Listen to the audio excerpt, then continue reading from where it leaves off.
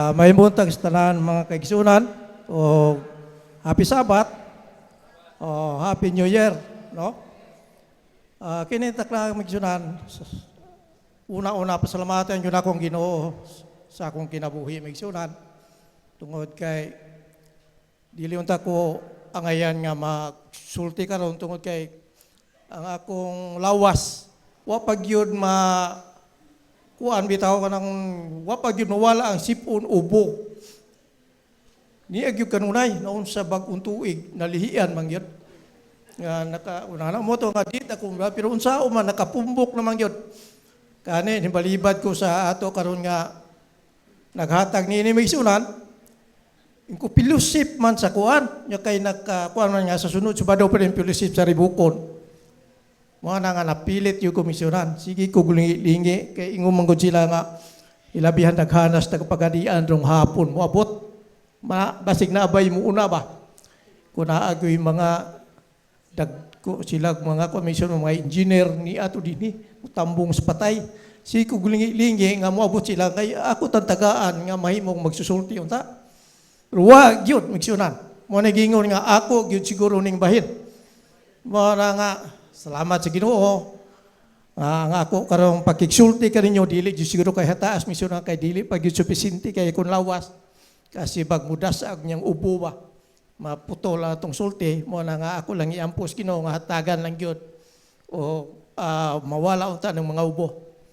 Mo na nga, salamat kayo sa mensahe sa ato nga Leviticus singer, nakabalik sa atong iglesia, no? Sa mga eksperyensya niya magsunan, kaadto sila Cebu, nakasakay pag yun sila aeroplano. Nindot gani mo kay nakasakay, pero sa akong kinabuhi, bisan sa paghikap, wagi pa ko kahikap. Sa dito pamis pagkadian, misunan, mga ispripimig, mangga, kauban sa kong umagad. Na aeroplano nga mutupong na sa lubi, purtin dakuag yun misunan, mutugpa na sa airport. Igo lamas pagtanaw, basta ang mga lubi, mga mangga, mga na. Babay-babay lang po pero di yun kahikap. Wag yun kasakay. Paminaw na ako misunan, siguro ang atong kinabuhi, di man yun nato mahibaluan. Nga basig, di yun makasakay na may sakyanan sa tao, moabot ang kamatayon. Kanang pinasahi na ng aeroplanuha, misunan.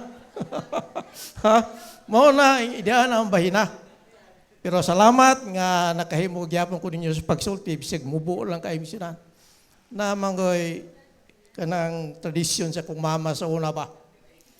Pag-abot ko na sa bagong tuig, makita niya aming mga bata nga magligid-ligid. Iya dayon may buyagon mo dyan. Huy, kamo, ligid-ligid mo. Nagpalihi mo sa inyong katapulan. Pagkuha mo guna, lampas, bisag usa ka pa lang agi, bayad sa pamahaw. Mo na ako na matunan misunan pa nga. O akong balibara ni ang paghatag mensahe na matatay bagong mga tigulang gusto tata mo patalinghog. Basig malihian unya ba magisunan.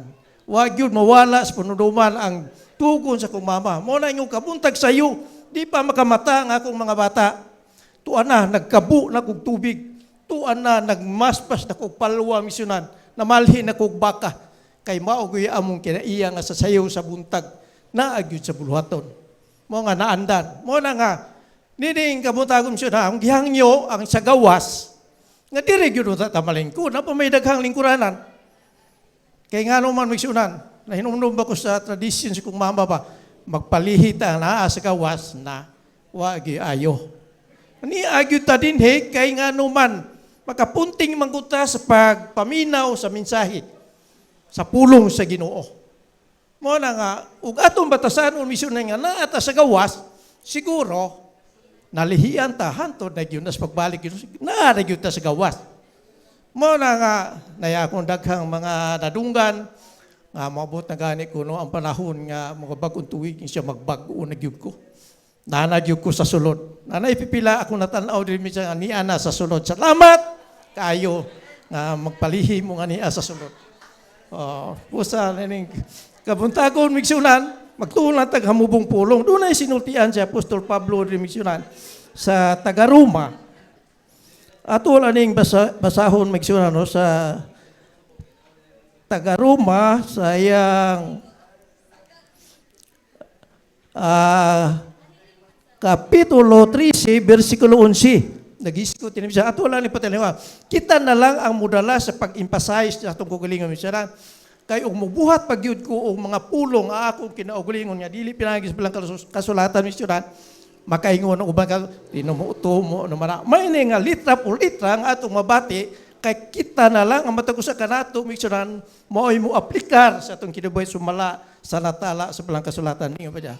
Sa 11 ninyo siya, Kapitulo 13, versikulo 11 siya. Ugawas panini kamo sayod kung unsa ng panahon na karon. Nga takna na karon nga kinahanglan managmata kamo gikan sa pagkatulog. Kay ang atong kaluwasan labaw pa kahaduol kanato karon kay sa diha nga bag-o pa kitang mintuo. Sa 12. Ang kagabiyon talitapos na ug ang adlaw nagsingabot na. Busa isalikway ta ang mga buhat sa kangitngit o isulot ta ang mga hinigiban sa kahayag. Maingon sa madlaw, magkinabuhi kita nga maligdong, dili sa paghubugubo, at dili sa mga paghudyaka, bahakhak, o sa mga paghubog-hubog, dili sa pakighilawa sa kalawayan, dili sa pakig-away o pagpangabugo. Sa 14, hinunua isulob ninyo ang Ginoong Hesukristo ug ayaw kamo pagtagana alang sa unod sa pagtagbaw sa mga pangibog niini. Kini bahina misyon klaro kay gyud ni ato nga nahibuluan gikan sa balang kasulatan. Ang sulti ni Apostol Pablo nagpahinumdom kaninyo og kanako misyonan nga nasayo na gyud ta. Ingon pa sa usa ka magsusulti migsulan sa akong nagkaistorya. Kay ingon lang ko kusog-kusugan lang po inyong sulti og nata sa gawas kay wa may microphone. Ayang gikusog misyonan kay inilaging dili supisyente ang ato nga pagpandungog misyonan. Ingon pa niya, kini kunong hitabo karon sa ato nga mga palibot sama sa mga linog, mga pagbaha. Sa Manila kunong magisunan, ang nangalutaw lang kuno dito mga basura ra. Ingon pa niya. Apan sa Cebu, ang manglutaw dito magisunan, dili basura, mga sakyan na. Hilabihan yun din kusuga magisunan. Ang katalagman. Muna nakaingon ko nga ang adlaw, ang panahon, nagsingabot na. Nagtudlo ka na ito misyonan sa kapanahonan, sa katapusan. Muna nga, ang mata ko sa kanato misyonan, managmatataong tagikan sa pagkatulog. Ha? Kaya nga naman, ang ato misyonan nga kaluwasan haduol sa diha pa kita bago pang mindawat kang Ginoong Hesus. Mao na nga alang karon magsunan atong igugol ang atong magagalingon sa pagsimba gyud sa Ginoo. May itong Subado kay si pastor diri gyud naghapon gyud si pastor wa gyud muli og wa malimpyo ang mga simba diri pagkanidota palang galing kay wa pud si pastor na mobalik. Mao na nga ang bahina nalipay ko kayog dako nga diri pastor iyang gilihian ang iglesia ka mga nya karon migsunan ni atong bisita nga taga Leviticus singer naghatag yun ni kaninyo og kada sigon kanako migsunan dili gyud meto mga dili gyud ta madasig unta kay daghan tag bisita pinaagi sa awit makabati tag mayong awit imbis nagsubo ang ato nga mga kasing-kasing nga doon natin balatian, ang uban na ay nahitabuan, mapapas mi sa tungod kay makabati ta sa mga mananoy awit nga ilang giandam. Lindot kayo ang atong iglesia ka mga migsunan. Mao na nga niyan ang bahina migsunan. Ako baliko ang pagbasa diri sa Hebreyanon kang Apostol Pablo gyapon nga sulat sa gibasa sa ato migsunan nga na magbabasa dinhi sa Hebreyanon kapitulo ato laning kulat misinala kay sa man nga man sa Hebreyanon kapitulo 10 versikulo 23 to 25. Ako lang yung basahon misyonarya, kita nalay mo emphasize sa atong kukulingon misyonary, nga kita nalay mo adapt, kung saan nato pag-adapt ni mga pulunga misyonarya. Sa 23, sa walay pag-ukon-ukon, pangusgan ta pagkupot, ang paglaom sa atong tinuan kay kasaligan siya nga misaad kanato. 24. Ug mamalandong kita alang sa pagdinasigay sa usag-usa ngadto sa paghigugma sa mga maayong binuhatan. 25. Sa dili pagbiya sa atong panagtigom ingon sa ginabuhat sa pipila. Hinunua pagdasig sa usag-usa ug ilabi na gayud sa makita ninyo nga ang mga adlaw sa paghukom nagakahiduol na.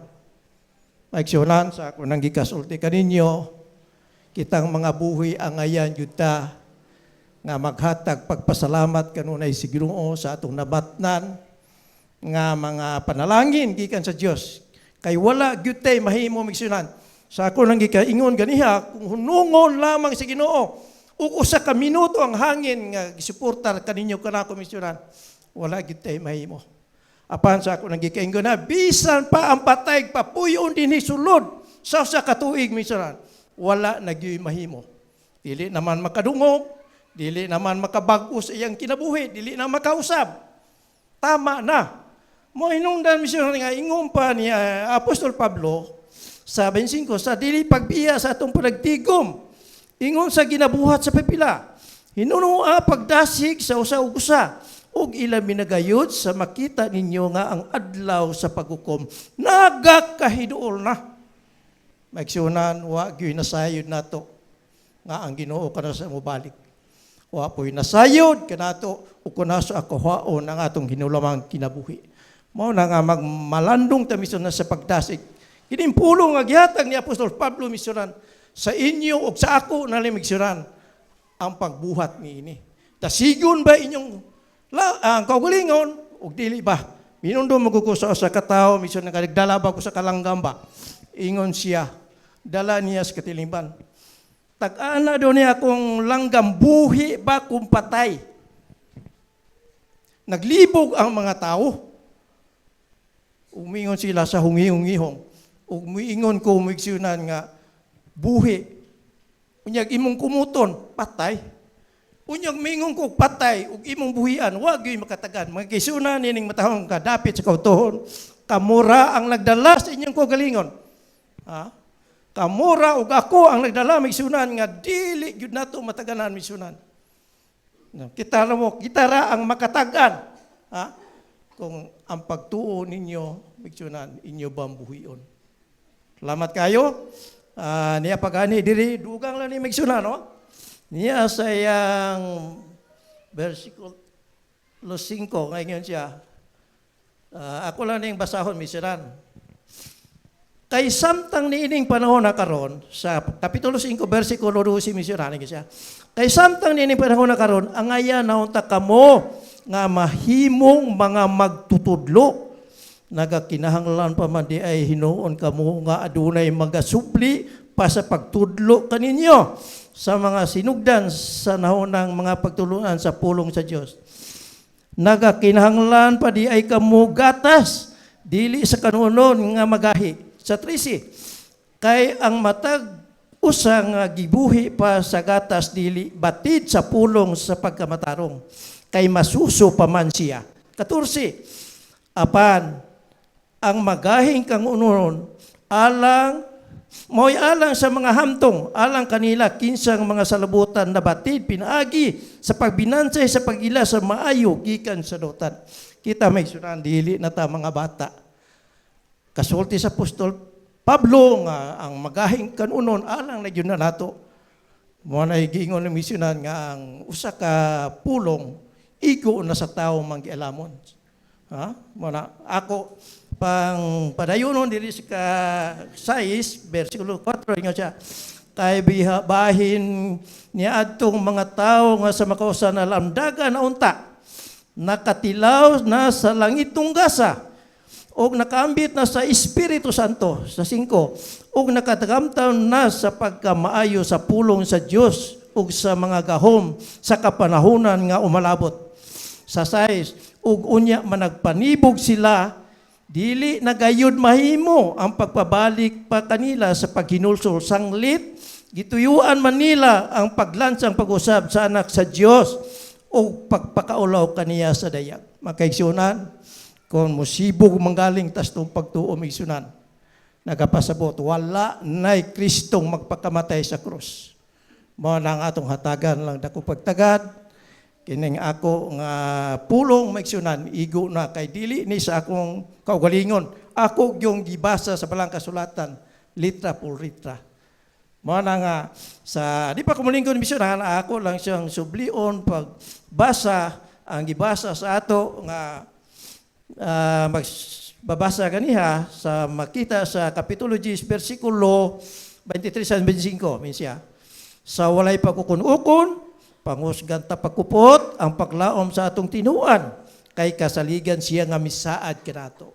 Saligan siya nga misaad, o sa 24, o mamalandong kita alang sa pagdinasigay sa usa ngadto sa paghigugma, o sa mga mayong binuhatan. Sa 25, sa dili pagbiya sa atong panagtigom, ingon sa ginabuhat sa pipila, hinunua sa pagpadasig sa usa o ilabi na gayud sa makita ninyo ang mga adlaw sa paghukom nagakaydool na og maayong udto. Daghang salamat sa pulong sa